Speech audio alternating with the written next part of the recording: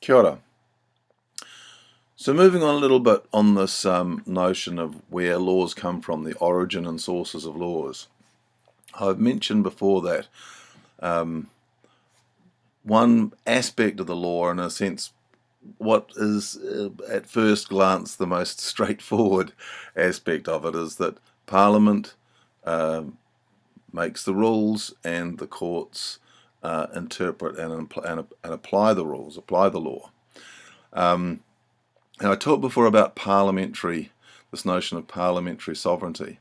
And what's meant by parliamentary sovereignty is that, Parliament is the body, the represented body, and they are the ones that make the rules. And in the New Zealand system, they can do that with pretty much no external control. So once Parliament is there, they have absolute control. They can pass laws on literally anything.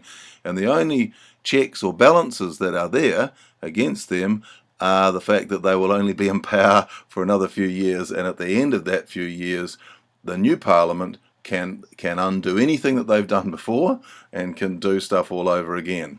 So that's essentially the checks and balances, that although a Parliament is sovereign and can do whatever it wants during its period of office, the moment it goes, it can't bind subsequent parliaments, and they can do whatever they want to. So that's the kind of checks and balances in our system. So Parliament writes the laws, and the sort of the standard notion is that the courts then apply them.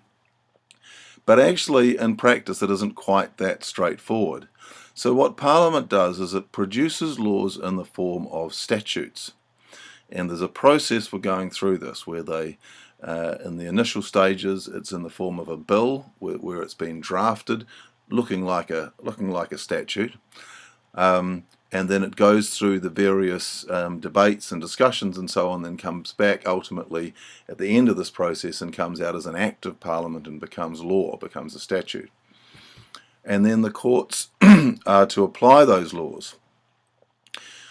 But when it comes to actually applying those laws, this isn't just a straightforward mechanistic approach. There's a lot of interpretation that needs to happen in order for these laws to apply. First of all, the police have to make some sense of them, and in relation to criminal law anyway. The police need to make some sense of them. What does this mean? And is this person breaking the law, or are they not breaking the law? And I thought, just to illustrate this a little bit, I'd use an example of something that I've been involved in recently, which is a case involving somebody who was charged with sustained loss of traction. Now, this was a breach of Section 22A of the Land Transport Act, which says that it's an offence if a person without reasonable excuse operates a motor vehicle on a road in a manner that causes the vehicle to undergo sustained loss of traction. So this person was accused of operating a vehicle in a manner that underwent sustained loss of traction. Now, the court then has to decide, did they do this or not? And in order to do that, the court needs to satisfy themselves as to what actually happened, what were the actual facts of the situation. And so then there's all of the laws of evidence about, what happened, and how do you know that happened, and who saw it, and how reliable they are, and all of those kind of judgments. But once we've established what those facts are, and that's a highly problematic thing, and we'll talk about that a bit more when we come to having a deeper discussion about criminal law. But the important thing here is, even if you establish what the facts are, what does that actually mean in law? So what does causing a vehicle to undergo sustained loss of traction actually mean? So, and what happens is that we only find out what that actually means when we see how courts have dealt with it. So when this legislation first came in, the first judges were working in completely open, clean snow, no footprints on the snow. So they had to decide, what does this mean? What does sustained mean? There's loss of traction, there's sustained loss of traction. How long does it have to be for it to constitute sustained? Or is it even measured by length of time? What does traction mean? What does loss of traction mean? Does loss of traction mean that it's lost as in it's totally gone, there's no more left, or does it mean a loss like a loss of speed, so that there's a reduction in it? And lawyers and courts and police and prosecutors have been arguing all the ins and outs of this stuff. Okay, so as they start to make those interpretations, and as the higher courts start to make those interpretations, the lower courts, where all of these things begin, in the district courts, they have to follow on from that.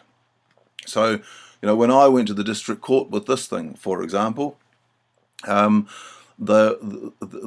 district court judge doesn't just make up these interpretations on his own. He has to follow what has already been decided by the higher up court. So where the high court has decided that this is what sustained means, or this is what loss of traction means, or whatever, then they have to follow along. But figuring all that stuff out is a complex business. Now, how do they decide what sustained means? How do they decide what loss of traction means? How do they decide what circumstances are on the breaching the law side or not counting breaching the law side? This is the stuff where the courts are essentially doing more than just applying the law. They're interpreting it. They have an active role in shaping the way the law actually plays out. Now, they can't just make this stuff up on their own. There are kind of procedures and methods and things they need to use to shape their interpretation. So when they're looking at this, lawyers, for example, will point judges towards what's in the statute. So the starting point is what is actually written in the law. What do those words say? What's the range of things those words could mean or couldn't mean, and so on. Then they need to be put in the context. And so how do we know what this context is? Well, part of the context in relation to these sorts of statutes is that each Act of Parliament has all these different sections. I'll go through them a bit later on with you, but they have one of the things they will have is they have a purpose.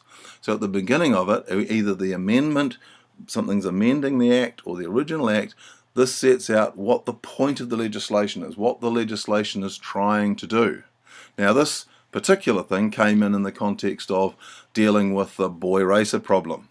And so that was the context where it came. And in this amendment, the purpose of it was said to include, the purpose of the amendment to include in the Act additional provisions aimed at combating the problem of unauthorised street racing, drag racing, wheel spinning, and other stunts involving motor vehicles on roads, and the spillage of lubricants on roads without reasonable excuse. So this is the purpose of it. So when the judge is trying to interpret A, what that statute is actually saying, and B, whether the facts as they've established themselves fit on the legal side or the illegal side of what this law is designed to do, they look at the purpose of the legislation. If that isn't entirely clear, they can go further back in terms of the purpose of the legislation, and they can look at discussions in the Houses of Parliament where these laws were being enacted. So you can look at speeches that the Minister of Transport, in this case Paul Swain, under the Labour government, was saying, we're bringing in this legislation because of da-da-da, and we've had the Select Committee look at this, and da-da-da.